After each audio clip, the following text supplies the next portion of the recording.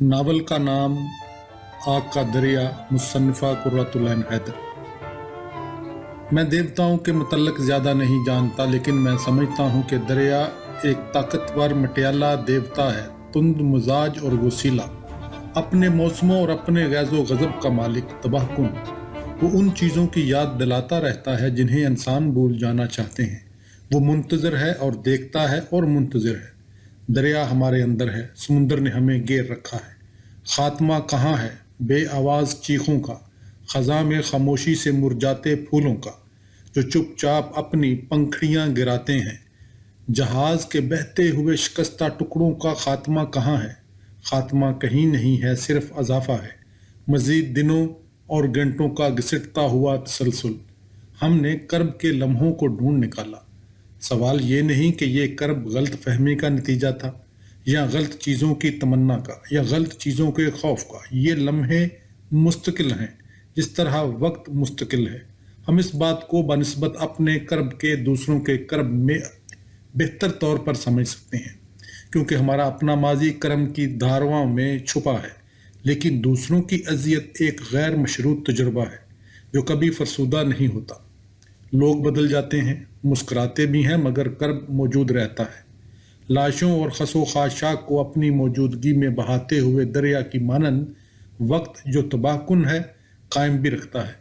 मैं अक्सर सोचता हूँ कि क्या कृष्ण का यही मतलब था कि मुस्तकबिल एक मध्यम गीत है, और ना के वास्ते जो अभी पछताने के लिए पैदा नहीं हुए, पछतावे का गुले सुर्ख, जो एक ऐसी कातब के पीले औराक में रखा है जो कभी खोली नहीं गई। आगे बढ़ो मुसाफिरों, माजी से भाग कर तुम मुख्तलिफ अलनवा जिंदगियां या किसी किस्म के मुस्तकबिल की तरफ रवा नहीं हो।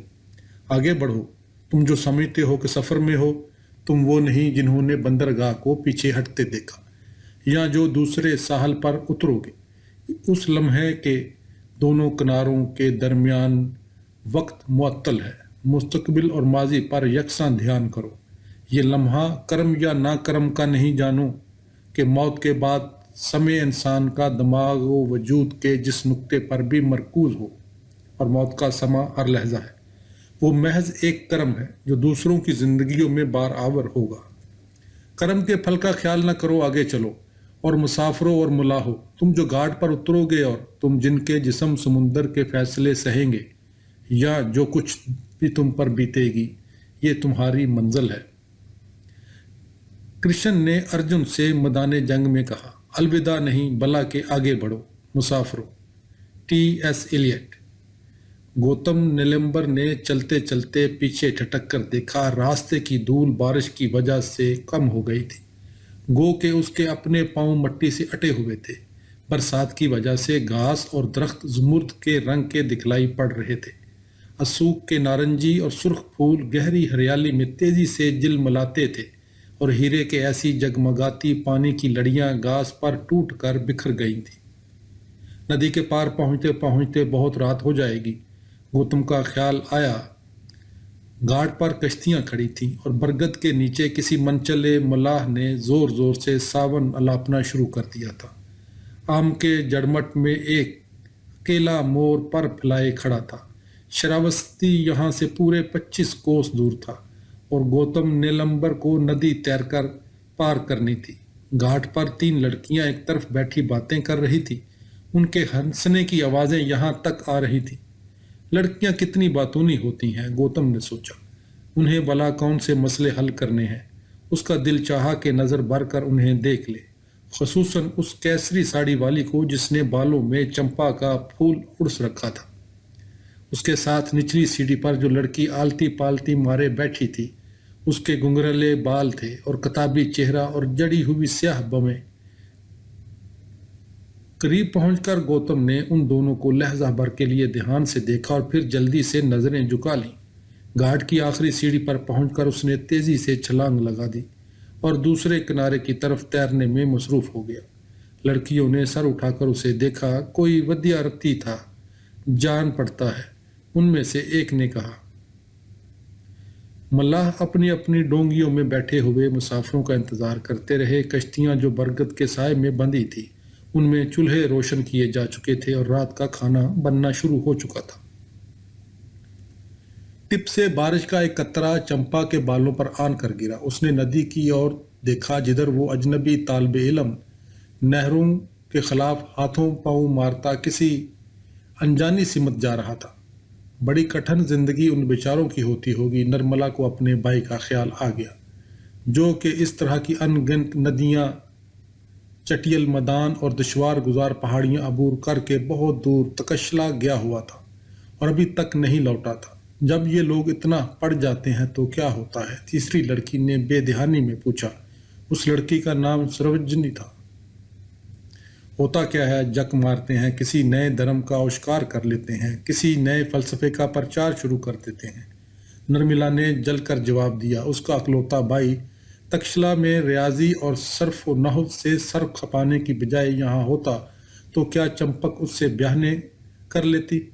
बहमन बेचारे भी क्या करें, पढ़े नहीं तो कहाँ जाएं। पढ़ा तो ना के बागिए में लिखा है, सरोजनी ने मुंह लटका कर कहा। नदी के वस्त में पहुंचा तो बारिश की दूसरी बूंद गौतम के सर पर आन गिरी। बरसात की वजह से सरजू का पाट बेहद चौड़ा हो गया था, सोन नदी के पाट से भी ज्यादा, जिसे पाटली पीर जाते हुए गौतम ने एक मर्तबा पैर कर अबूर किया था। उसने पैरते पैरते पलट कर एक हार देखा। घाट पर लड़कियां अब तक बैठी थी और वो भी मौजूद थी जिसके बालों में चंपा का फूल था। उन लोगों को मींह में भीगने का भी डर नहीं, गौतम ने दिल में कहा, और फिर जल्दी जल्दी लहरों का मुकाबला करने में मुनहमक हो गया। सामने दूसरे किनारे पर दरियाई घास और नीले फूलों की घनी बेलें पानी की सतह पर झुक आई थी। बरगद के साए तारीख हो चले थे। सारस और मोर सिमटे समटाए उदास खड़े थे। 4-5 आदमी उनको अंगूछे कंधे पर डाले जल्दी जल्दी गांव की ओर कदम बढ़ा रहे थे। किनारे पे पहुंचकर गौतम ने अपने कपड़े निचोड़े और ना तराशीदा पत्थरों से बने हुए मंदिर में गया, जिसके एक कोने में वो अपना ज़ादे राह चंडी देवी को सौंप कर अयोध्या गया था। एक छोटी सी पोटली में से उसके मोकलम थे और सफ़ेद रेशम के चंद टुकड़े उसका कंबल था। एक सफ़ेद रंग की धोती और चमड़े के चप्पल। उसने बेपरवाही से अपनी पोटली उठाई, पैर सफा करके चप्पल पहने और मंदिर से बाहर निकलकर चारों ओर बड़ा सन्नाटा था और मंदिर के आंगन में तन्हा उसे बड़ा डर लगता था। कैसी खौफनाक बात है। फी शक्ल बर्मा जब शक्ल में जाहिर होता तो सांसें घबराहट क्यों होती है? क्या इंसान को दूसरे के वजूद पर एतमाद नहीं? गौतम नीलंबर ने खौफ के जुज्बे का अक्सर तजिया करना चाहा था। जिंदगी का खौफ, मौत का खौफ, जिंदा रहने का खौफ। रघुवेद में लिखा था कहा अब्तदा में खुद ही थी, जो कि पर्श की शक्ल में जाहिर हुई।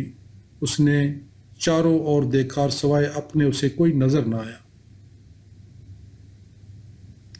उसने कहा, ये मैं हूं। चुनाचा वो अपने आप को मैं समझने लगा। उसे डर लगता था क्योंकि वो तन्हा था, इसलिए जो अकेला होता उससे डर लगता है। फिर उसने सोचा कि मेरे सिवा कोई मौजूद नहीं, फिर मुझे काहे का डर। लिहाजा उसने खौफजदा होना छोड़ दिया, मगर उसे मुसरत हासिल न थी, क्योंकि तन्हाई में उदासी होती है और उदासी से डर लगता है। मुझे अपने रूह की तन्हाई से डरना नहीं चाहिए, गौतम ने अपने आप से कहा। मंदिर बहुत पुराना था। आसपास गौतम को कोई पुरोहित या पुजारी भी नजर नहीं आया था जिससे वो पूछता कि शराबती जाने के लिए कौन रास्ता अख्तियार करे। यहाँ से खेत खत्म होते थे और आगे शीशम के घने जंगल थे और ढाक के जंड और पेड़ और अनगिनत नदी नाले, और उन सब को अबूर करके उसे अपने आश्रम वापस पहुंचना था। मंदिर की सीढ़ियां उतरकर वो गांव की सिमत बढ़ा। सरजो के पार अब अयोध्या की रोशनियां जुगनुओं की ऐसी जलमला रही थी। बारिश की धुंध में सारा मंजर नीला और उदासा दिखाई देता था, जिसमें नारंगी रंग की धारियां ऐसे फैल गई थी। गौतम ने आबादी में पहुंचकर 2-3 दरवाजों पर दस्तक दी। रात के खाने के लिए उसे सिर्फ दाल दरकार थी। एक लपे पत्ते कच्चे मकान के दीवार पर रोशनी जल रही थी। उधेड़ उम्र का गृहस्थ उस रोशनी में बैठा कुछ पढ़ रहा था। बरामदे के बाहर गुप्त अंधेरा था। गौतम की आवाज़ सुनकर वो उसे शाकिया मनो का कोई बख्शू समझा। फिर वो चिराग उठाकर बाहर लाया और उसके उजाले में उसे गौतम के सफ़ेद कपड़े नजर आए।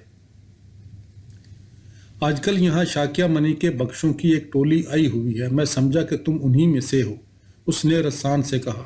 जैसे ये हवा चली है, लड़के तो लड़के, लड़कियां भी घर बार छोड़कर जंगल बसा रही हैं। मुझे थोड़ी सी दाल दे दो। गरहिस्त ने चिराग बरामदे की मंडीर पर रखा और अपनी बीबी को आवाज दी। उसके बाद फिर से बातों का सिलसिला चल निकला। रकमनी एक ब्रह्मचारी हमरे द्वारे पर आए हैं। फिर वो गौतम से मुखातब हुआ। सामने नगर में एक बिटिया है, रानी रेणुका, ऐसी रूपदान। कल मेरी बीबी जब हाट के लिए नगर गई तो राजनिवास की दासियों से सुना कि वो बिटिया भी किसी विहार में जाने वाली हैं। ये अंधेर देखो। इतने में उसकी बीबी आटा दाल ले आई, जो गौतम ने अपनी चादर फैलाकर उससे ले लिया और उसे दुआ दी। गृहिणी ने झुककर उसे प्रणाम किया और अंदर चली गई। इस कामिया कोश दिल्ली से हंसता रहा। अच्छी हवा चली है। मैं तो कहता हूँ कि माँ बाप अब अपनी लड़कियों की शादी ब्याह की फिक्र से भी निश्चिंत हो गए। असन ने अपनी बात जारी रखी। अनाज की पोटली बांधने के बाद गौतम जरा की जरा बरामदे के खंभे से टिका। ये गरहिस्त बड़ा खुश मिजाज मालूम होता था। गौतम का जी चाहा कि कुछ देर रुक कर उससे बातचीत करे, मगर उसका मतलब था कि वो ऐशो आसाइश की तरफ राग़िब हो रहा है। चनाचा उसने फौरन इस ख्याल को दिल से निकाल कर फेंका। गो ये जानकर उसे खुशी हुई कि बहुत तालिब इल्मों का ग्रोह इधर आया हुआ है। अगर कहीं मिल गया तो रात अच्छी गुजर जाएगी। उसे बहुत तालिब इल्मों और फलसफियों से बहसो मुबासा करना अच्छा लगता था। वो लोग किधर गए हैं? उसने गरहिस्त से पूछा। ये तो मुझे पता नहीं। बाहमन, तुम अंदर क्यों नहीं आ जाते? आओ बैठो, तुम्हारी सेवा तो मेरा धर्म है। नहीं, अब मैं चल ही दूँ, गौतम ने जवाब दिया। वो अपनी इस इज्जत तकरीम का आदी था। चलते फिरते हर समय उसका अदब किया जाता। सड़क पर से गुजर रहा होता तो राहगीर उसके लिए रास्ता छोड़ देते। बड़े बड़े शहजादे उसकी खातरें करते। गरीब किसान उसे आंखों पर बैठलाते, महज इसलिए कि वो तालिब इल्म था और इल्म का मुहाफ़िज़। गरहिस्त ने चिराग मंडेर पर से उठाया और अंदर जाकर फिर पढ़ने में मसरूफ़ हो गया। गौतम चंद लम्हों तक अंधेरे में खड़ा ये मंजर देखता रहा। अंदर बच्चे खेल रहे थे। गरहिस्त की बीवी, सांवली दुबली सी लड़की जिसने उसे आटा लाकर दिया था, चूल्हे के आगे बैठी थी। दरवाजे की चौखट पर पहाड़ी मैना का पिंजरा लटक रहा था। किस कदर पुरसकून मंजर था, उससे से भी उसे डर लगा। गृहगनी के मध्यम उजाले में जगमगाती हुई लड़की, चूँकि उसे मामूली साफ सुथरे कच्चे मकान की मालकन थी, बरामदे पर झुके हुए केले के ठंडे पत्ते, परों में चोंच देकर सोती हुई मैना। गृह अग्नि यूं ही जलती रहती है और एक दिन चिता के शोलों में तब्दील हो जाती है, और चिता की आग के अंगारों से एक और घर के चूल्हे की बुनियाद पड़ती है। यही आग वन पोस्त घर से लेकर निकलता है, और ये सारे दौर हर इंसान पर गुजरते हैं। उस पर भी गुजरेंगे। मनाजर काय तो होते हैं। वो कभी समझ ही ना पाया। श्रावस्ती में उसका 6 मंजिला मकान था, जिसके बरामदे के 24 खंभियों पर रंगीन नक्शों नगार बने हुए थे। उस सड़क पर उसका मकान सबसे ऊंचा था। उसका बाप बहुत दौलतमंद आदमी था और उसकी बहन का ब्याह हुकूमत के आला ओहदेदार से हुआ था। ये उसकी तालीम का आखिरी साल था। फारगुल तहसील होने के बाद अब सारी दुनिया उसके कदमों में बिखरी पड़ी होगी। वक्त उसका अपना था। फराख दिली के साथ वो फलसफों को परखता और सोचता, मगर उसके साथ साथ ये क्या था कि वो चीज़ों से खौफजदा था। बारिश में भीगती लड़कियां जो उस पार घाट पर बैठी हुई थी। बरगद का ये जंगल जिसमें नारंगी रंग का लिबास पहने बख्शुओं की टोली कहीं घूम रही होगी। उस अधेड़ उम्र के गृहस्थ की बीवी जिसका नाम रुक्मणी था। ये सब चीज़ें क्यों थी? आबादी से लौटकर वो मंदिर की तरफ वापस आया। आंगन में पहुंचकर उसने ज़मीन में एक छोटा सा गड्ढा खोदकर चूल्हा बनाया और मिट्टी की हांडी में चावल उबलने के लिए चढ़ा दिए। कच्ची पक्की दाल भात खाने के बाद वो मंदिर की दीवार से पीठ टिका कर बैठ गया। सामने दीवार पर तारीकी गहरी हो चुकी थी। चांद बहुत मध्यम था और कहीं बादलों में छुपा हुआ था। हवा में ताज़ा फूलों की महक थी। सारा जंगल अंधेरे में साएं साएं कर रहा था। सुबह सवेरे उठकर उसे अपना सफ़र जारी रखना है, उसने सोचा। उसी वक्त दफातन उसे पैरों की आहट और किसी की मध्यम हंसी सुनाई दी और फिर खामोशी छा गई। चंद लम्हे मुंतजर रहने के बाद वो सरक कर फर्श पर लेट गया। नीचे पंजों के बल खड़े होकर मंदिर की दीवार पर से किसी ने झांका। अंधेरे में गौतम को उसकी सूरत नजर नहीं आई। तुम कौन हो भाई? नीचे से किसी ने पूछा। मैं हूँ, गौतम ने लेटे लेटे जवाब दिया। तुम्हारा क्या नाम है? मैं कहा, कोई नाम नहीं होता, तफरीक के लिए नाम जरूरी है। श्रावस्ती के जिन पंडितों के यहाँ पैदा हुआ वहाँ पंडितों से पूछकर मेरा नाम गौतम रखा गया था। भाई गौतम, नीचे आ जाओ। तुम खुद ऊपर क्यों नहीं आते? ऊंचाई और निचाई महज जहनों के फर्क से होती है। तुम्हें क्या मालूम, जिसे तुम ऊंचाई समझ रहे हो वो पाताल से भी गहरी हो। भाई इस तरह दीवार से नीचे जाके बगैर सवाल किया, क्या तुम बगोत हो? नहीं, मगर तुम मंदिर से नीचे नहीं उतरोगे। नीचे सांप होंगे और कीड़े मकोड़े, और कीड़े मकोड़ों से दोस्ती करना अभी मैंने शुरू नहीं किया। इतना कहकर गौतम दिल में हंसा। मुमकिन है कि ये आवाज़ उसी जैन सन्यासी की हो। पाटलिपुत्र के शाही खानदान ने जैन आलमों को बहुत सर चढ़ा रखा था और बाज़ाब्ता उनके सिद्धांत का मुताला करते थे। मैं यहाँ पत्थर के फर्श पर लेटा हूँ, तुम भी यहीं आ जाओ, उसने बाआवाज़ बुलंद फिर कहा। सोफिस्ताई, शक परस्त, दहरिए, मंतकी जंगलों जंगलों बहसे करते मिल जाते थे। ये भी उनमें से कोई दिल जला है, गौतम ने सोचा। इनगंत मंतकी गंगा की वादी में घूमते फिरते थे। माहरीन कलाम रवायती मजहब पर हमला करते, आरा और राशिया की ज़ियाफत को साबित करने में मसरूफ़ रहते। उनमें से बहुत से माबदल तबियाती नज़रियात के हामिल थे, अक्सर मादा परस्त थे। जैन और बौद्ध फलसफी बेक वक्त योगी भी थे और सुफस्ताई भी। उन्हीं घने घने जंगलों में बड़े बड़े बादशाह और शहजादे जटाए बढ़ाए साधुओं की सी जिंदगी गुजार रहे थे। और पिछली सदी में कपल बस्ती के शहजादे ने भी जंगल का रास्ता इख्तियार करके मुल्क की इस रवायत को निभाया था। उनकी आमद के वक्त 62 मदरसा है फ़िक्र अपनी मुख्तलिफ शाखों समेत पहले से मौजूद थे। ख्यालात की इस सल्तनत में उन्होंने भी जो शाखिया बनी सदावत कहलाए फ़लसफ़े की एक और नौ आबादी कायम कर दी थी। 62 मुख्तलिफ नज़रियात और ज़िंदगी एक है, इंसान तन्हा है। गौतम ने आंखें बंद कर लीं और उसी तरह लेटा रहा। तुम कौन हो भाई? कुछ देर के बाद गबार क्रास उसने दोबारा आवाज़ दी। अब ये सवाल मैं तुमसे करता हूँ गौतम, अगर तुम अपनी असलियत मुझसे छुपाना चाहते हो तो मुझे कोई आपत्ति नहीं। नाम आवाज़ों की एक सृष्टि है भाई गौतम, और हरिशंकर की आवाज़ पर मैं चौंक उठता हूँ क्योंकि यही मेरा नाम है।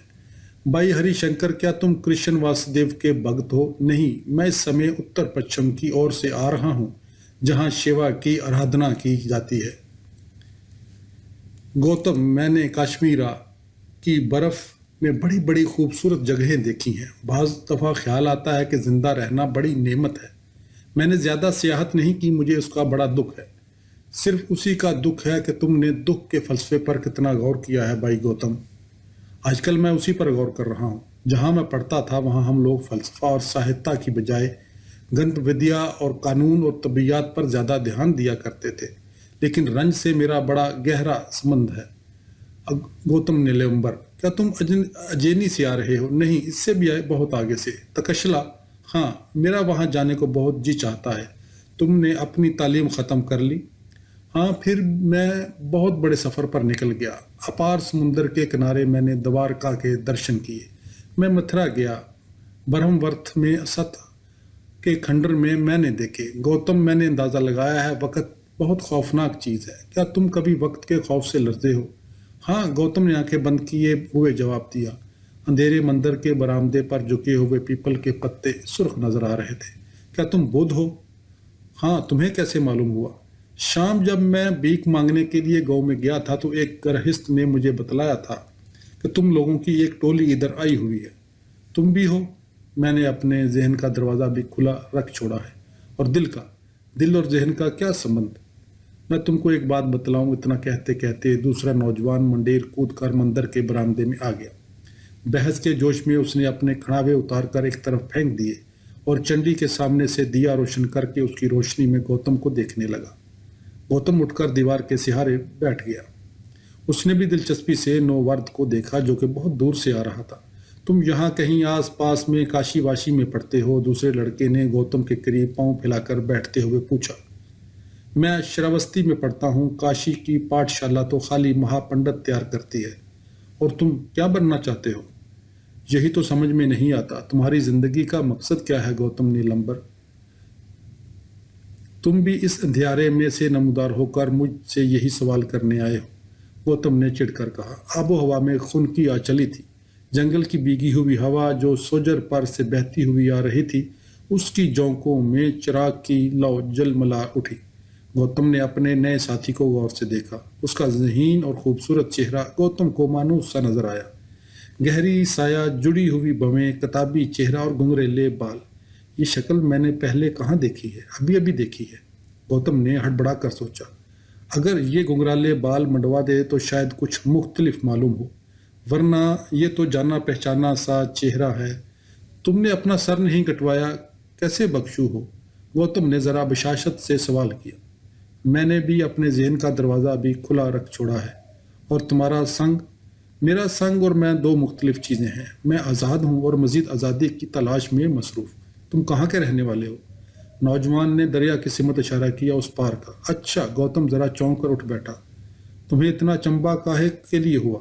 हम सबको कहीं ना कहीं तो पैदा होना ही है। मुमकिन था कि मैं मेमनस में पैदा हुआ होता और तुम यावा द्वीप में। हरिशंकर ने तबस्सुम के साथ गौतम को देखा। तुम यही के रहने वाले हो और अब बख्शू बने अजनबियों की तरह घूम रहे हो। हम सब एक दूसरे के लिए अजली और अब्दी अजनबी हैं।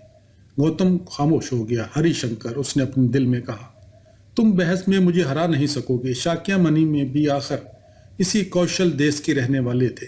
वो शरावस्ती में आकर बरसों रहे। उन्हें परवान नरी हासिल किए अभी ज़्यादा मुद्दत नहीं गुजरी थी, मगर सारा मुल्क एक नए नारंगी रंग में रंगता जा रहा था। उसकी तिवरी पर बल आ गए।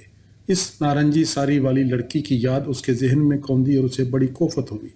जब से ये हवा चली है, लड़कियां भी घर बार तज कर जंगल बसा रही हैं। तुम्हें वेदों पर यकीन नहीं रहा जो तुमने ये हुलिया बनाया है? उसने ज़रा झंझला कर कहा। बख्श का फलसफा और तुम्हारी सारी परिभाषा अनपशदों में मौजूद है। शाक्यामणि शुरू से आखिर तक कपल के नजरियों से मुतासर थे। खुद बुद्ध का लफ्ज़ वेद से निकला है। कोई चीज़ ख्यालात की दुनिया में निष्कोल और गैर मुतल्लक नहीं है। तुम का पर योग क्यों करते हो?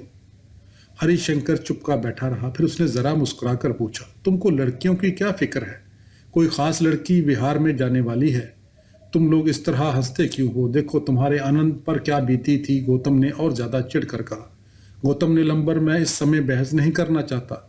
हरिशंकर ने टांगे और फैलाकर आराम से लेटे हुए जवाब दिया।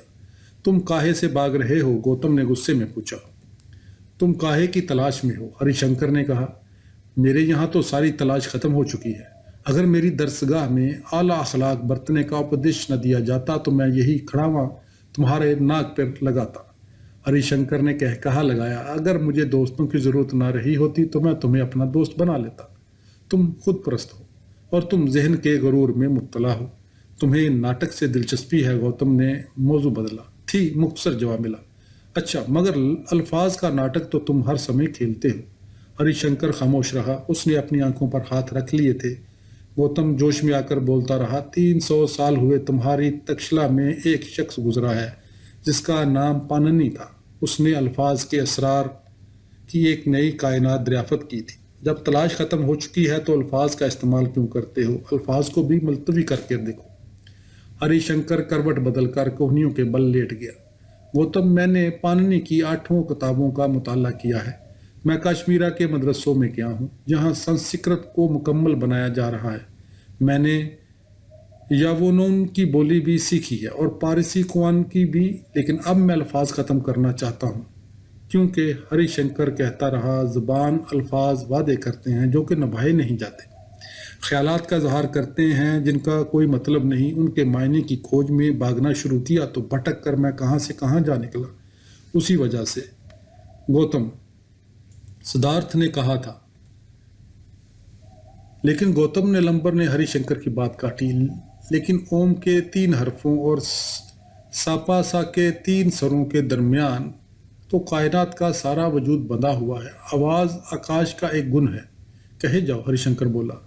बरहस्पति मादा प्रस्त आकाश को नहीं मानते, तुम तो मानते हो। मगर तुम्हारे हम नाम गौतम ने तो कहा था कि अगर आवाज़ अब्दी है तो ज़ुबान से पहले ही लफ्ज़ सुनाई दे जाना चाहिए। क्योंकि आकाश और हमारे कानों के दरमियान कोई रोक नहीं है। हरिशंकर ने उठकर बैठते हुए कहा, लफ्ज भी अब्दी है। गौतम ने जवाब दिया, हर्फ में हमेशा से मौजूद है, या हर्फ नून उसको जब भी अदा किया गया होगा उसकी आवाज़ यही रही होगी। जिमनी कहता है कि आवाज़ उसके लिए अब्दी है कि सुनने के बाद दिमाग को याद रहती है और बैक वक्त हर जगह मौजूद है और कभी ख़त्म नहीं की जा सकती, और इसीलिए वेदों को, क्योंकि वो अल्फाज हैं, कभी रद्द नहीं किया जा सकता।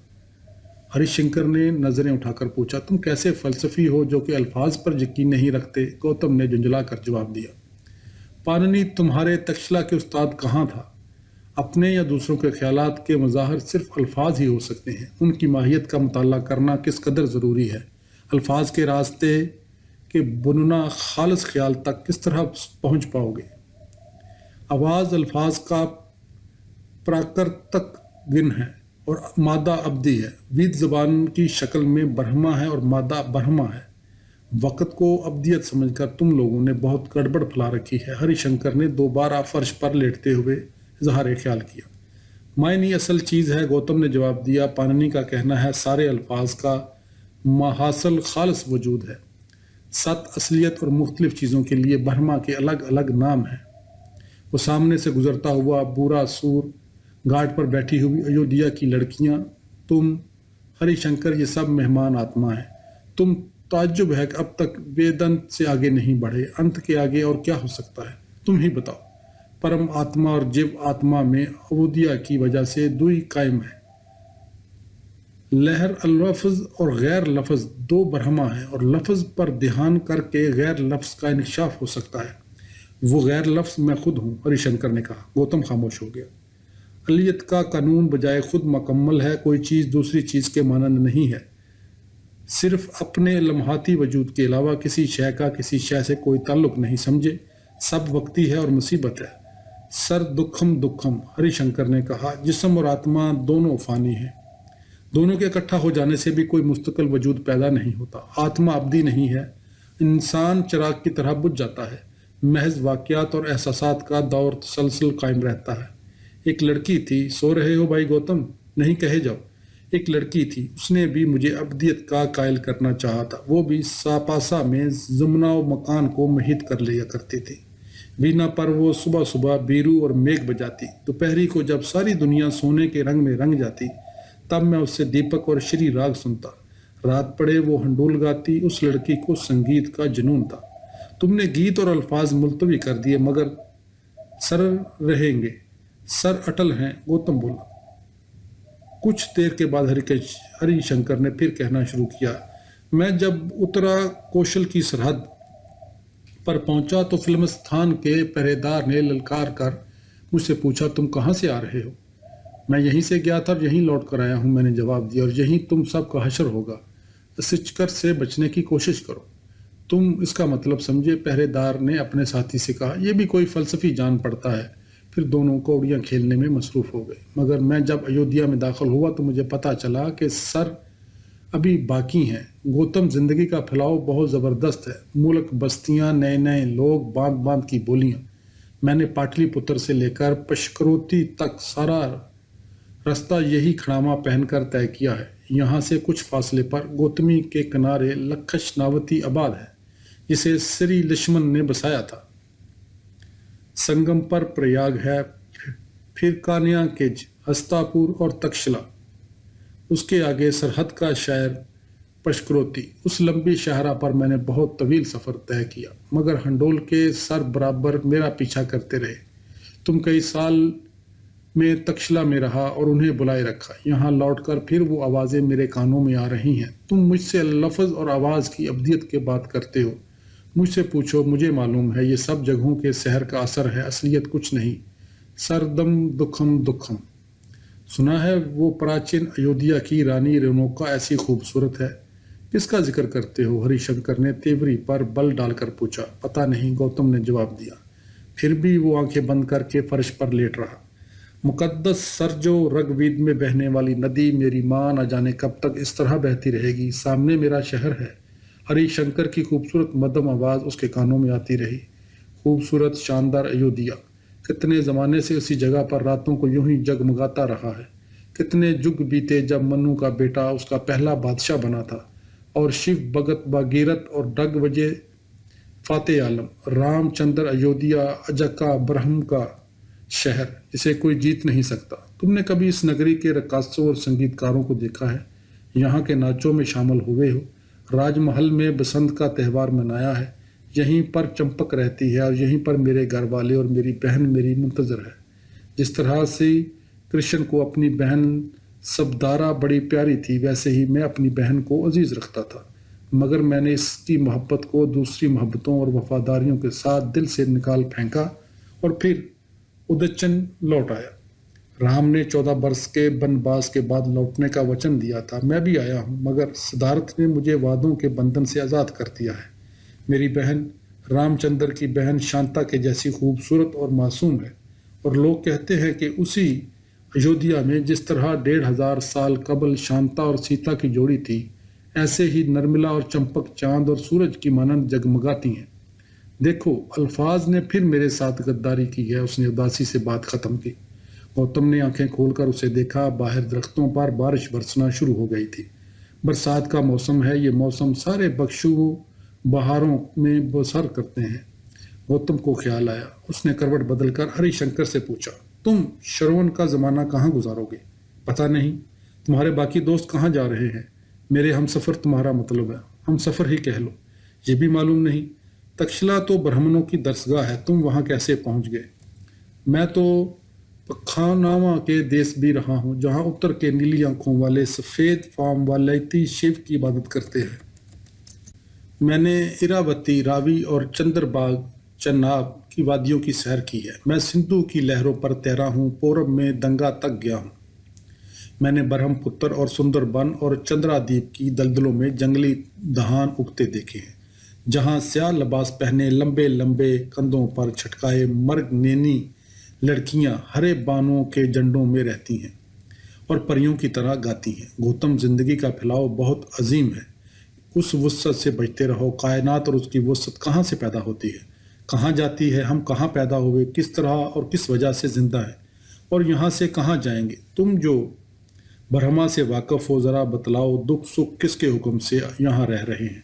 वक़्त या फितरत या हादसे या अनासर को समझा जाए या पर जोश कहलाता है? तुम्हारे नज़दीक परम आत्मा है। हरिशंकर ने बात ख़त्म की। हम पशदों में लिखा है, कायनात आज़ादी में पैदा हुई है, आज़ादी मौजूद रहती है और आज़ादी में समूह जाती है। वही अब्दियत। हरिशंकर ने रंजीदा आवाज़ में कहा, आज़ादी और अब्दियत खुद एक कैद नहीं। बारिश तेजी से शुरू हो गई। दिया हवा के झोंके से बुझ चुका था। शंकर ने ईंटों का तकिया बनाकर सर के नीचे रख लिया। गौतम ने अपनी सफ़ेद चद्दर ओढ़कर दीवार की तरफ करवट बदल ली।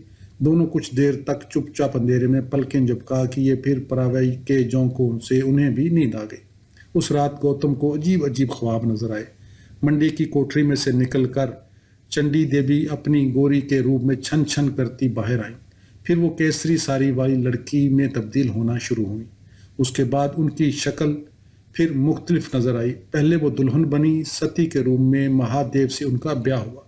फिर पल की पल में एक बूढ़ी औरत, दरगाह से भी ज़्यादा खौफनाक, आलती पालती मारे उनके सरहाने आन बैठी और ज़ोर ज़ोर से रोने लगी। मेरी माँ, मेरी माँ, गौतम ने लर्ज कर कहा, लेकिन बूढ़ी औरत ने दांत में कोस कर जवाब दिया, मैं तुम्हारी माँ नहीं, अरे मैंने तो विशाली की। उसकी बात खत्म होने से पहले एक पिपल दरख्त की शाख पर से टूटकर आंगन में आन गिरी और गौतम हड़बड़ाकर उठ बैठा।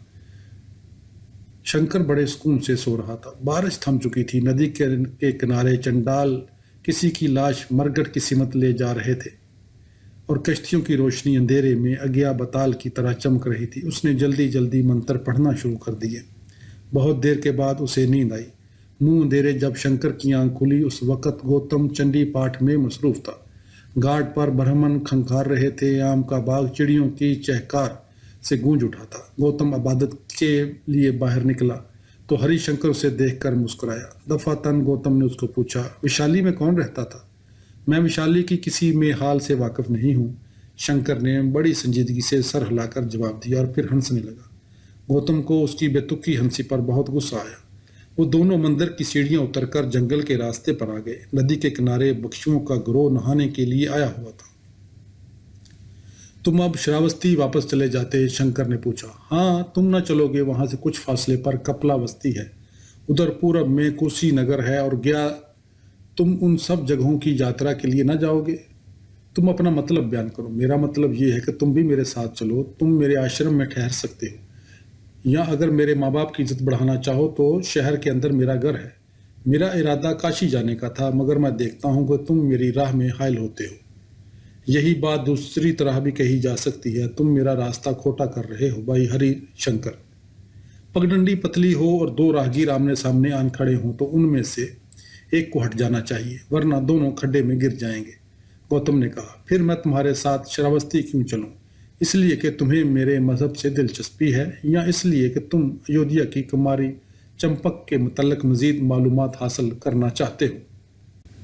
हरिशंकर, अगर तुमने शाकिया मनी के चेलों का ये गेरवा पहनावा न पहन रखा होता तो मैं तुम्हारी ठिकाई कर देता, गौतम ने दिल में कहा। वो दोनों आबादी छोड़कर श्रावस्ती की तरफ बढ़ने लगे। आसमान पर से बादल छट गए थे, हवा में कच्ची कलियों की महक उमड़ रही थी।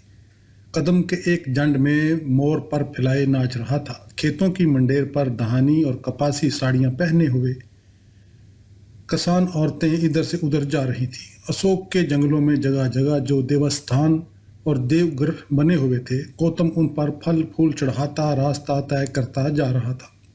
शंकर खामोशी से उसके साथ साथ आ रहा था। शाम पड़े दोनों लड़के मोर पालने वालों के एक गांव की फसील में दाखिल हो गए। अनगिनत मोर चारों और बाग में घूम रहे थे। छपरों के नीचे मोर के परों के पंखे और मोर छल तैयार किए जा रहे थे। चौपाल में गाना हो रहा था। गौतम और हरिशंकर कुएं के मन पर बैठ गए।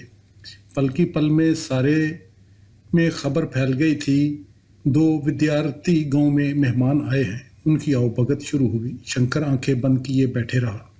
एक लड़की दो खूबसूरत पंखियां नजर करने के लिए ले आई थी। गौतम ने लड़की के हाथ से पंखा ले लिया और उसे उल्ट पलट कर देखने लगा। उसके परों पर उंगलियां फेरी। लड़की बड़े अदब से आशीर्वाद की मुंतजर कुछ फासले पर खड़ी रही। ये पंखे कहाँ कहाँ किन किन दूर दराज के शहरों और मुल्कों को भेजे जाएंगे, कैसे कैसे लोग इनको इस्तेमाल करेंगे, वो सोच रहा था। ये पंखियाँ जो मैं छू रहा हूँ, यही अयोध्या के बाजार में जाकर बिकेगी और शायद वही लड़की उसे खरीद लेगी। फिर उसने दोनों पंखियाँ वापस कर दी। हमें ऐशो आराम का हुक्म नहीं, हमें तुम्हारे ये खूबसूरत पंखे नहीं चाहिए। मोर के परों को हम वन में देखकर खुश हो लेते हैं, उसने जल्दी जल्दी कहा।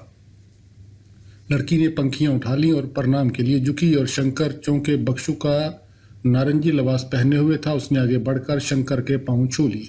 तुम्हारा नाम सुजाता तो नहीं? गौतम ने हंसकर उससे पूछा और शंकर पर नजर डाली। वो अब भी आंखें बंद किए बैठा था। नहीं, मेरा नाम नंद बाला है। सुजाता मेरी बड़ी बहन है, लड़की ने सादगी से जवाब दिया और फिर कुएं के मन पर से उतरकर गांव की तरफ लौट गई।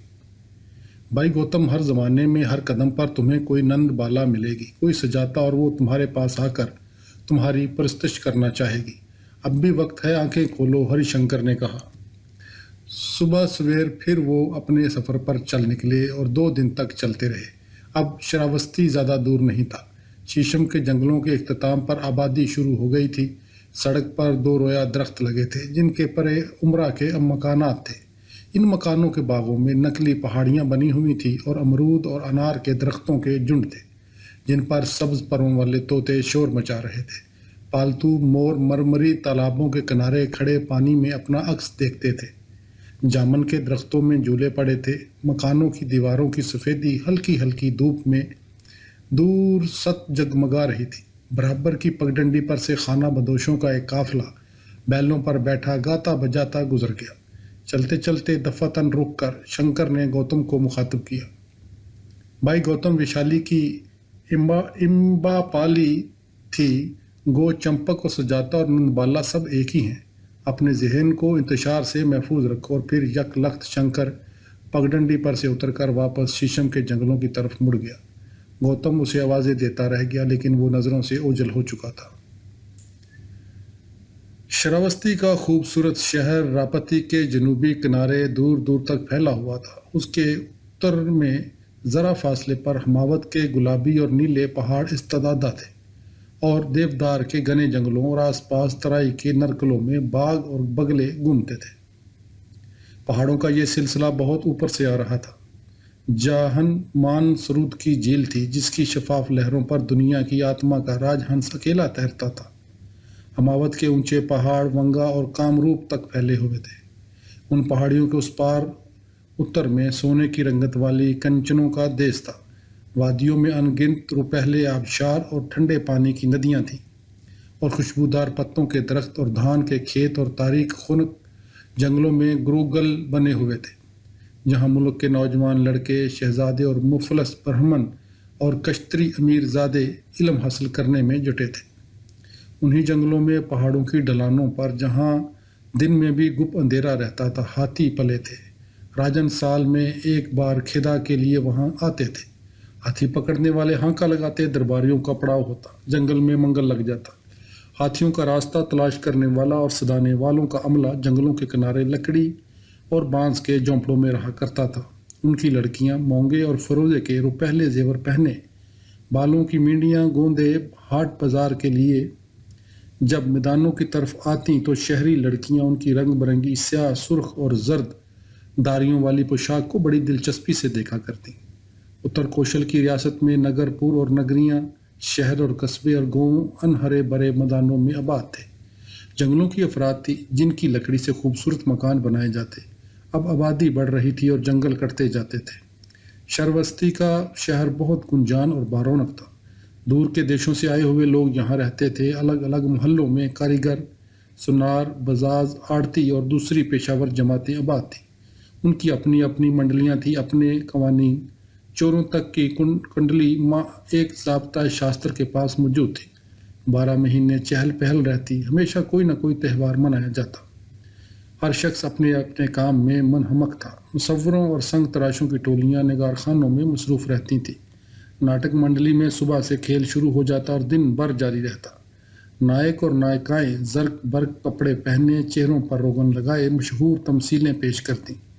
चौराहों पर मदारी अपने करतब दिखाते। बंक की दुकानों पर आवारा गर्दों, अचक्कों और ठगों का मजमा रहता। त्योहारों के मौका पर बंजारे ताड़ी पीकर जोर जोर से गाते फिरते। दोम नकलें करते देश नारियां छन छन करती अपनी गलियों में टहलती। अमीरजादियां 16 श्रृंगार किए थालों में घी के चिराग जलाए मंदिरों की ओर जाती नजर आती। ऊद और लुबान की खुशबू से फजा बोझल हो जाती। रथकार, मिट्टी के बर्तन बनाने वाले, कला और बेद की ठोकरी बनाने वाले शहर के बाहर रहते थे। आबादी से बिल्कुल अलग थलग चंडालों की बस्ती थी। उनका पंजम तबका चारों जातों से कमतर था। महज लाशें उठाना और मुर्दे जलाना उनकी किस्मत में लिखा था। यही उनका पेशा था। वो सिर्फ मुर्दों की उतरन पहन सकते थे। उनको हुक्म था कि टूटे फूटे बर्तनों में खाना खाएं और महज कांसी के गहने इस्तेमाल करें। लेकिन ज़्यादा अरसा नहीं गुजरा, श्रावस्ती में कपला बस्ती के शाकिया मनी आन कर रहे थे और उन्होंने और उनके हवारियों ने अपने बाजों में बतलाया कि आदमी की पैदाइश की बिना पर उन्हें, भला के अमल की बिना पर मलीच या अछूत बनता है। और अब नारंगी लबासों वाले बख्शों की टोलियां बस्ती बस्ती घूमकर चंडालों और अछूतों को नेक अमल की तलकीन कर रही थी।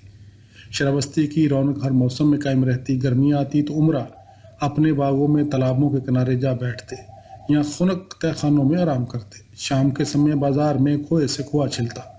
बूढ़ी औरतें मोती और चंबेली के गजरे घरों की डेवड़ियों पर ले जाकर बेचती। खूबसूरत लड़कियां ऊंचे मकानों के झरोकों से नीचे झांकती। शहर से बाहर खुले सब्जाजारों में कश्तरी, सूरमा, सुंद और ईरान और अरब के असील घोड़ों पर सवार हवा से बातें करते नजर आते। गाँव की सिमत जाने वाले सायादार कच्चे रास्तों पर किसानों की बैलगाड़ियां और बहलियां चिरख चूं करती नर्म रवि से चलती। नंबर 3, मून व्रत रखने वाले ब्राह्मणों की मानंद साल भर गुमसुम रहने के बाद मेंढकों ने तूफान के देवता से जिंदगी की लहर हासिल की है और अब कैसे जोर जोर से चला रहे हैं। जिस तरह तालिब इल्म अपने उस्ताद के अल्फाज यक ज़बान होकर दोहराते हैं, इसी तरह एक मेंढक दूसरे मेंढक की बोली की नकल करता है। सब के सब तलिया में लेटे बरसाती राग अलापने में जुटे हैं। कौतुब ने मुस्कुरा कर किताब बंद कर दी और नज़रें उठाकर सामने देखा। बारिश जमा जम बरसना शुरू हो गई थी। मेंढक टरा रहे थे, मोर जंकारते थे, पपीहा गुल मचा रहा था। सावन की घटाएं झूम कर उठी थी। ऋग्वेद में सदियों पहले बरखा रुत की जैसी मंजर कशी की गई थी, वो मंजर वैसे का वैसा बिल्कुल उसके सामने मौजूद था। कटी के पूंछ पर लौकी की बेल चढ़ी फैली थी। उस पर से पानी के कतरे टपक टपक कर गौतम के पैरों को भिगोए डाल रहे थे। वो कटी के बरामदे में बैठा सावन की आवाज़ें सुनता रहा। साजों का एक बहुत अजीम इज्तिमा था, जिस पर सरस्वती मेघ राग बजा रही थी। अमन और सुकून का राग मेघ, उसका जिक्र मैंने अभी किसी से सुना है। क्या मैं अभी तक अपने हाफजे पर काबू नहीं पा सका?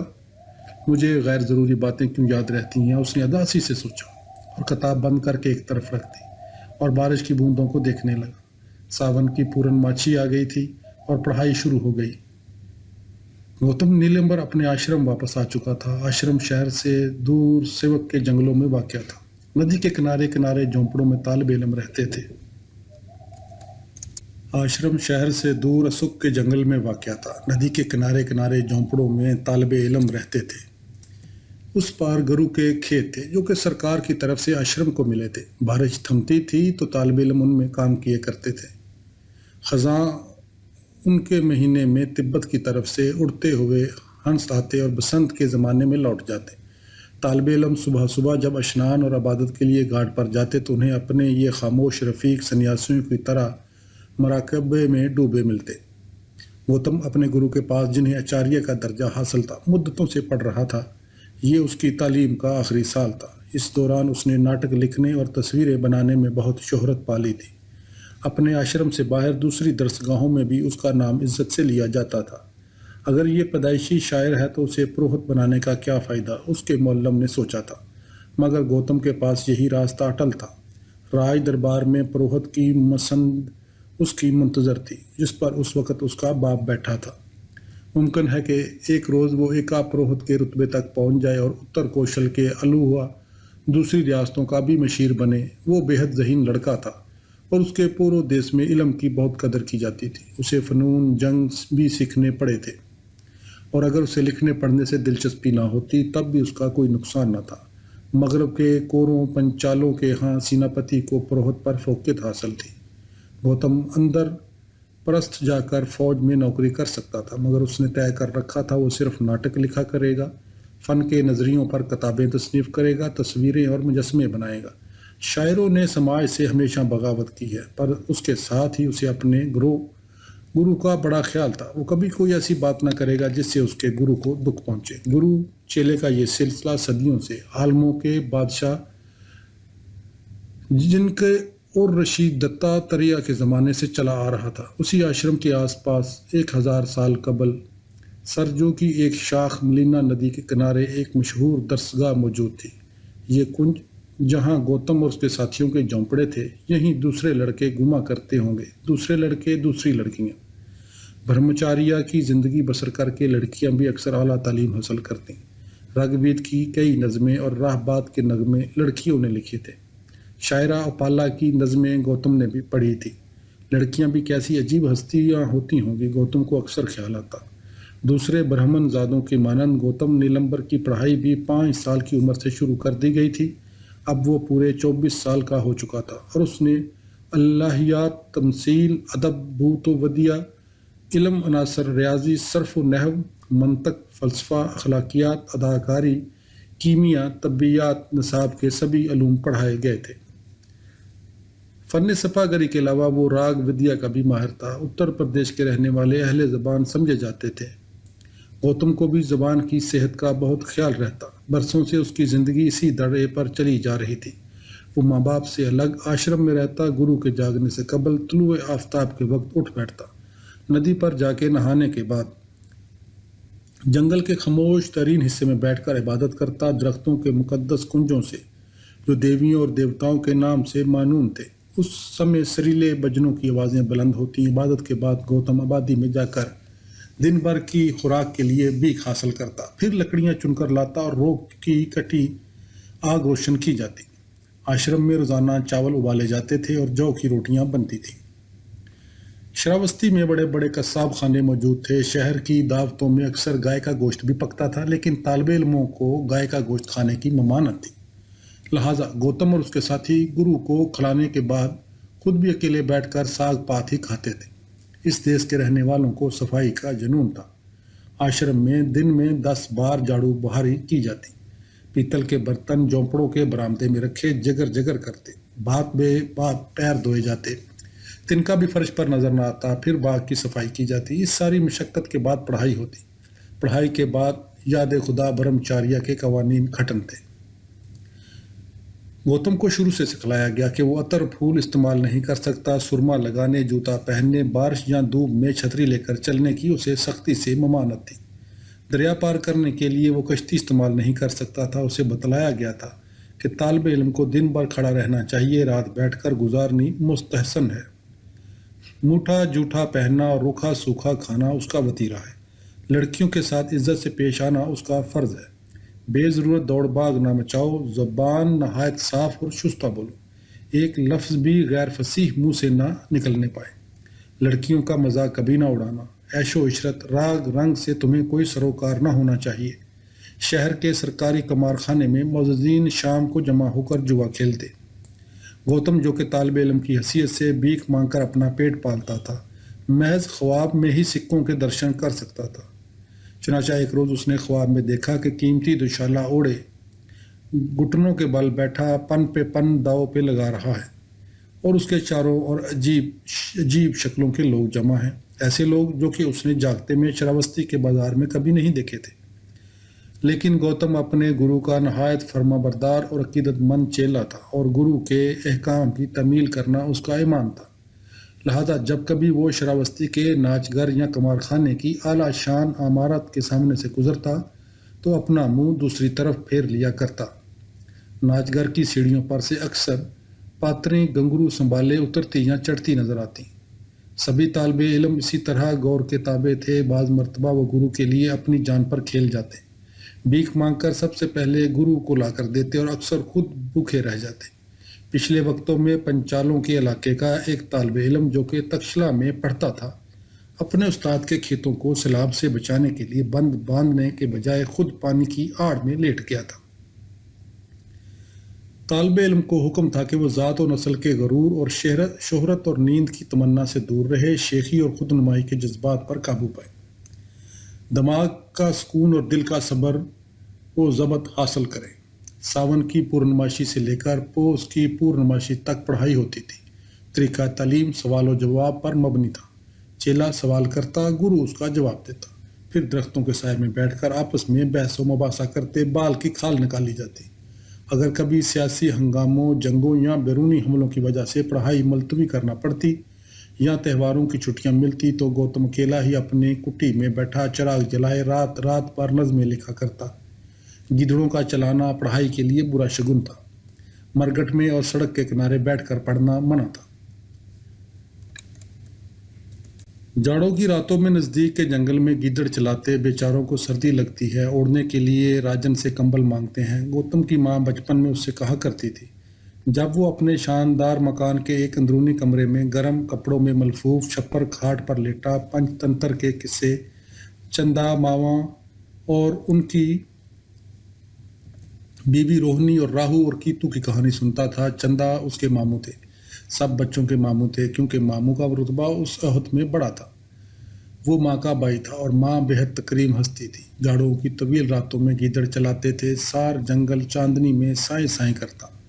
चंदा मामू ऊपर कमरे में तैरा करते। उसे अपनी माँ याद आ जाती। फिर वो कोशिश करके दोबारा सर्फ नहव में मनहमक हो जाता। तवील छुट्टियों के ज़माने में गौतम नीलंबर अपने साथियों के हमरा या तन्हा अपने मोकलम या रंगों की कलियां लेकर दूर दूर निकल जाता। इसी तरह वो अयोध्या गया। एक मरतबा कौसंबी में जा पहुंचा। मगध में राजगीर के खंडर उसने चांदनी रात में देखे और बहुत उदास हुआ और वहीं बैठ गया। उसने बेम बिसार के आखिरी दिनों के मतलब एक नाटक लिखा। ये एक वाक़या था। अब उसका दिल सर्फ नहव में नहीं लग रहा। वो चाहता था कि महज फ़न के नज़रियात पर और बहुत कुछ पढ़े और लिखे। कदम कदम पर जो सवालात जहन को उलझाते हैं उनका कोई हल खोजे। हरिशंकर, जो कि उसे अयोध्या से वापसी पर मिला, बहुत दिलचस्प था, मगर उसके मादूमियत के फ़लसफ़े से भी गौतम को डर लगने लगा। कदीम ब्राह्मणों का फ़लसफ़ा था, ज़िंदगी से मौसीकी से ज़िंदा रहने की लगन से भरपूर, लेकिन अनपुशदों की मौसीकी ने ज़िंदगी को और गहरा कर दिया था। वो जो अब तक बड़े सब्र व ज़बत और ज़हनी सुकून की ज़िंदगी गुजार रहा था, उसे अब सर जोड़ के घाट पर बैठी लड़की याद आ जाती जिसने केसरी साड़ी पहन रखी थी। उसका दिल चाहता कि अयोध्या वापस जाकर उसे तलाश करे, पता चलाए कि वो कौन है, क्या करती है। शंकर इस कमबख्त मनहूस बुद्ध बख्शू से, जो कि पल के पल में छलावे की तरह गायब हो गया था, उसके साथ उसका क्या ताल्लुक़ है। अकामती दरसगाहों में नए नए नज़रियात की हवा वक्तन फ़वक्तन चला करती थी। उसी तरह अनपशदों के मुख्तलिफ फ़लसफ़े वजूद में आए, उनकी शरहें लिखी गईं, मुख्तलिफ मदारस फ़िक्र कायम हुए। बुद्ध मत ताज़ा तरीन ज़हनी रवाज था। गौतम नीलंबर के मदरसे में बहुत से लड़के उसी मसलक के हामी हो चुके थे। गौतम की कुटिया में शाम पड़े दूसरे तालिब इल्म आन बैठते। शहर के मुसव्वर, संगतराश, शायर, लेखक और उस तरह के दूसरे लोग जिनका ताल्लुक फ़नून लतीफ़ा से था और कलाजन का पेशा था। गौतम के छोटे से कमरे में महफिल जमती, लपे तले फर्श पर चटाई बिछाई जाती, दरमियान में चिराग जलता रहता। रात के तक मुख्तलिफ मौजू ज़ेर बहस लाए जाते। अदब और फ़नून के नए और पुराने नज़रियों पर तबादला ख्यालात होता। संगीत का मुजाहरा किया जाता, सियासत का भी फ़नून लतीफ़ा में शुमार किया जाता था। गौतम के दोस्तों में सबाओ के नीता शाह मिल बैठते थे। तालिब इल्म थे जो कि साइस्त पर किताबें लिखा करते थे। इन महफिलों में सियासी मुशगफियाँ की जाएँ। रियासत और अदम रियासत में क्या फ़र्क है, राजा और प्रजा में क्या तलक होना चाहिए। वो इस नतीजे पर पहुँचा था कि जायदाद रियासत को गैर रियासत या महात्मा बुद्ध की सिखवती से मुमीज़ करती है, और सिखवती वो कैफियत है जिसमें इंसान का जिस्म भी उसका अपना नहीं, और रियासत की हदूद से मावरा होकर इंसान या तो जानवर बन जाती है या खुदा। मलकियत ये मेरा है के तसव्वुर और धर्म के एहसास से रियासत बन जाती है, और मलकियत की इजाज़त राइस्त अता करती है। मलकियत रियासत का नतीजा है, इसकी वजह नहीं। लिहाजा सियासत के तालिब इल्मों ने तय किया कि रियासत इस कैफियत का नाम है जहाँ दरवाजे खुले छोड़कर सो सकते हों, औरतें जेवर पहनकर मर्द के बगैर रखवाली के बाहर निकल सकती हों, और मलकियत फ़र्ज़ और सज़ा की बुनियाद पर रियासत कायम होती है। महाभारत में लिखा था कि दंड यानी सज़ा ना हो तो ताकतवर कमज़ोर को इस तरह कुचले जिस तरह बड़ी मछली छोटी मछली को खाती है। और महाभारत की किताब शांति में लिखा था कि इंसान ख़तरनाक हद तक हरीस और तशद्दुद पसंद है, लिहाजा ये मेरा है का फ़िक्रा भुला देना चाहिए। एहसास से मलकियत सारे झगड़े की जड़ है। जुल्म इंसान की फितरत में दाखिल है। तहजीब उसे अखलाक सिखाती है और मुतमद्दन बनाती है। रियासत दंड के ज़रिए इंसान की जिबलत को ज़ाब्ते में लाती है। बादशाह दंड दर है मगर वो भी कानून से बालातर नहीं। लिहाजा मनु ने हुक्म दिया था कि नालायक बादशाह को भी दंड सज़ा दे सकता है। रियासत और सियासी निज़ाम इंसान के लिए ज़रूरी है। महाभारत और मनु दोनों के नज़दीक हुकूमत को सख्त गिर होना लाजमी था, क्योंकि इंसान फितरतन बद था। अवाम का फ़र्ज़ था कि वह अपने वज़न के लिहाज से अपना फ़र्ज़ अदा करें। सिपाही को महाज पर मरना होगा, तालिब इल्म शादी नहीं कर सकता, बादशाह का काम इंसाफ करना है। ये तफरीक उमरानियात की बुनियाद पर की गई थी। चनाचा रियासत ज़हूर में आती है तो प्रजा के साथ ला महल्ला वर्ण आश्रम का भी ज़हूर होता है। अगर प्रजा अपने फ़राइज़ अंजाम ना दे तो वर्ण आश्रम का खात्मा है। सियासियात बड़े मुतज़ाद नज़रिए थे जो कि गौतम ने पढ़े थे। जिमनी ने कहा था कि अफ़ाल अच्छे और बुरे इंसान के खुद पैदा करता है, वरना दुनिया के दुखों का सरचश्मा अगर खुदा को करार दे दिया गया है तो उसका मतलब ये होगा कि खुदा जालिम है। लिहाजा जिमनी ने साबित किया कि दुनिया की अखलाकी क़ुव्वत के लिए किसी खुदाई निज़ाम की ज़रूरत नहीं। गौतम के बुद्ध साथी भी यही कहते थे। सियासी आज़ादी का तसव्वुर उन सब को बहुत अजीज़ था। ये आज़ाद इंसानों का समाज था। यूनान, मिस्र, बाबला, निनवा और ईरान की हम असर तहजीबों के बरक्स इस देश का माशी निज़ाम ग़ुलामी के अदारे पर मबनी न था। शहनशाह भी अभी तक नमूदार ना हुए थे। तराई के इलाकों में कश्तरियों की जमहूरियतें महाभारत के ज़माने से भी पहले से मौजूद थी। बादशाह ज़मीन का मुतलक़ल अनान मालिक न था, उसे अलोही दर्जा भी हासिल न था। कर्म की ताकत के साथ किसी खुद मुख्तारी की गुंजाइश नहीं। कर्म ने हर शय को गैर ज़रूरी बना दिया है। गौतम के एक हम जमात ने अपने एक मकाले में लिखा, लिहाजा खुदा भी पादाश और मकाफात के कानून को तोड़ नहीं सकता। इस किस्म के नज़रियात की मौजूदगी में मुतलक़ल अनान हुकूमत का क़याम नामुमकिन था, जमहूरतों के ज़माने में कोई ने बादशाह को संख मुखिया की हैसियत से मुखातब करके कहा था, तेरे हाथ में राज आया है, उठ और उसी शान से हुकूमत करके तुझे को अवाम ने अपना बादशाह चुना है। इंसानों के अंदर की तरह अपनी राह चल, तू जो गोपा है, गवाला है, वर्तना, उठ और दुनिया के गले की रखवाली कर। सारे मुल्क में मुख्तलिफ हसीतों की हुकूमतें मौजूद थी। जनूब के राजा बोन कहलाते थे, शमाल के वराट और मगरब के सुराट, लेकिन साम्राज्य की दाग बेल मगध में पड़नी शुरू हो चुकी थी। यहाँ के बादशाह मुद्दतों से सम्राट कहला रहे थे। जिस आलमगीर कौमियत और शहनशाही के तसव्वुर का जिक्र नीति शास्त्रों में किया जा रहा था, उसको कायम करने के लिए कोई एकरट बादशाह जो कि सारे मुल्क का बादशाह हो अभी तक पैदा नहीं हुआ था। चक्रवर्ती बादशाह जिसकी ममलकत के साथ रथ का पहिया बगैर किसी रुकावट के चलता रहा, और शाकिया मनी ने कहा था, मैं शहनशाह हूँ, ऐ सीला मैंने अच्छाई के रथ का चक्कर चलाया है। जारी है।